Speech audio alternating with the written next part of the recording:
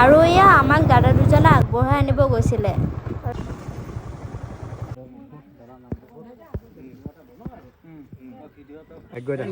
আপুনি দেখা পাইছিলে? আপোনাৰ নাম আৰু ঠিকনাটো কৈ দিয়ক। মোৰ নাম ভাগ্য বৰুৱা, এই গাঁও কেন্দ্ৰগুৰি, হয়, জিলা দৰং। তাৰপিছতে মই এইপিনি ৰাস্তাৰে আহোঁতে মানে ডাউক দুটামান আছিলে। হয়। তাৰপিছতে সাপটো ডাউককেইটা চাওঁতে মই সাপটো দেখা পাইছোঁ, হাৰিতে আছিল। আৰু আমি যাই এতিয়া সাপটো ৰেস্কিউ কৰিম।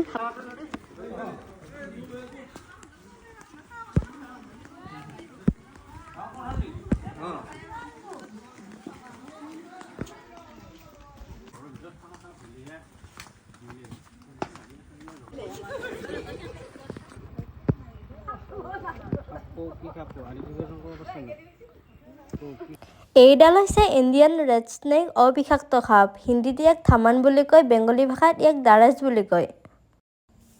আৰু এইডাল সাপক কিছুমান জেগাত মুচুৰাগুম বুলি কয়, হুলাবেৰিয়া বুলি কয় আৰু বাইৰক বুলিও কয়। আৰু এতিয়া আমি সাপটো ৰেস্কিউ কৰিম, আপোনালোকে চাই থাকিব।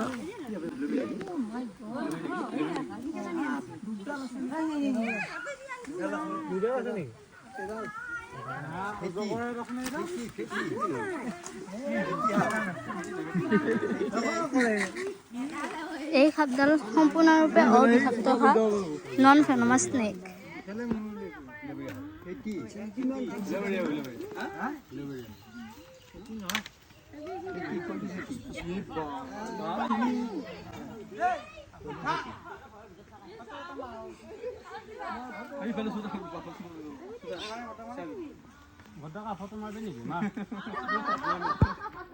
আজি আৰু ধৰিলো এয়া বাৰীতে, আৰু এই সাপডাল আকৌ ঘৰৰ ওচৰে পাজৰে আছেতো, আজি বাৰীত থাকিলেও কালি ঘৰৰ ভিতৰত সোমাব। এই ইফালে চোতাল লৈ বাৰু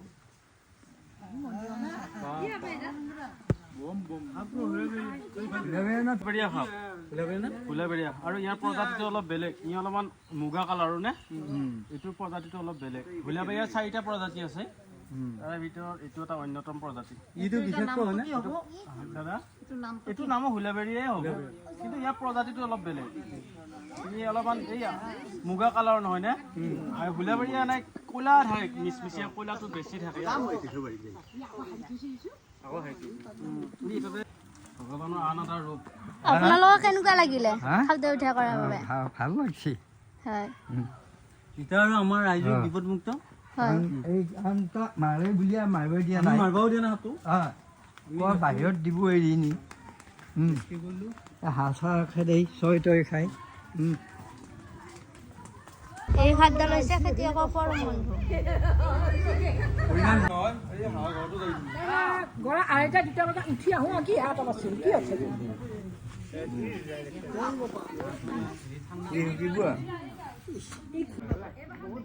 মোটামুটি 7 ফুট মান দীঘল হ'বই নেকি? খাই পৰি আছে ডাক খাইছে। দা পোৱালি খাই পৰি আছে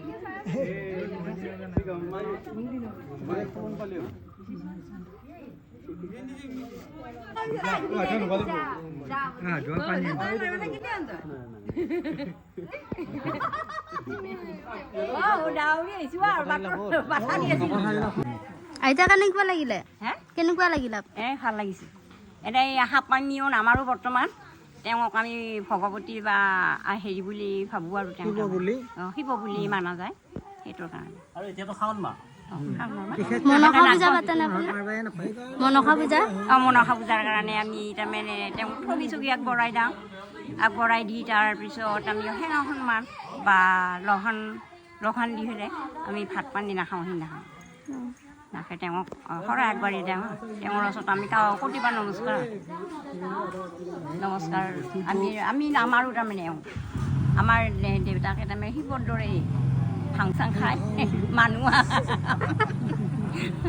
সেইটোৰ কাৰণে।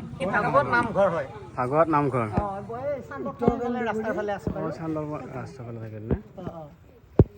আৰু ইয়াৰ আমাৰ কেন্দ্ৰপুৰ উত্তৰ কেন্দ্ৰপুৰ গাঁওবুঢ়াৰ ঘৰ। গাঁওবুঢ়া ঘৰ।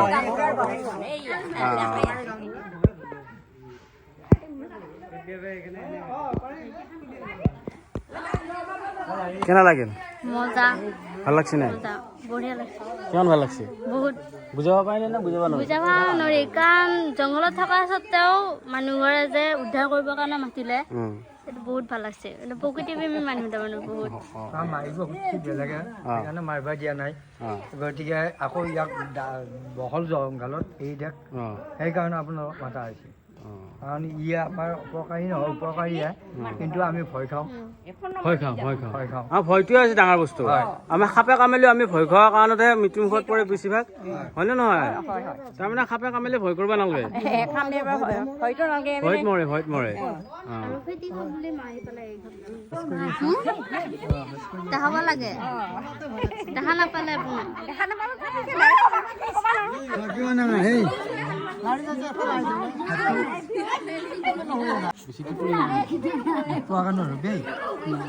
গাইজ এই সাপডাল আমি উদ্ধাৰ কৰি লৈ আহিলোঁ দীপিলা ডেকাপাৰাৰ পৰা আৰু ইয়াক ইংৰাজী ৰেড স্নেক বুলি কয় আমাৰ অসমীয়া মানুহে ইয়াক হুলাবেৰিয়া বুলি কয় কিছুমান জেগাত লুহুঙা গুম বুলি কয় আৰু কিছুমান জেগাত ইন্দুগুমা বুলি কয় এই সাপডালৰ খাদ্য হৈছে ইন্দু নিগনি বেং এইবোৰ খাই সি ভোজন হিচাপে গ্ৰহণ কৰে এতিয়া আমি খাদ্য ৰিলিজ কৰি